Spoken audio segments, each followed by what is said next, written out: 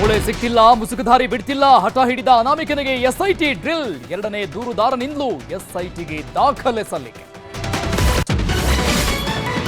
ಧರ್ಮಸ್ಥಳ ಬೆಂಬಲಿಸಿ ಬಿಜೆಪಿಯಿಂದ ಅಭಿಯಾನ, ರಾಜಕೀಯಕ್ಕಾಗಿ ಮಾಡ್ತಿದ್ದಾರೆಂದ ಡಿಸಿಎಂ. ಕಾಂಗ್ರೆಸ್ ಷಡ್ಯಂತ್ರ ಅಂತಿದ್ದಾರೆ ಜೋಶಿ.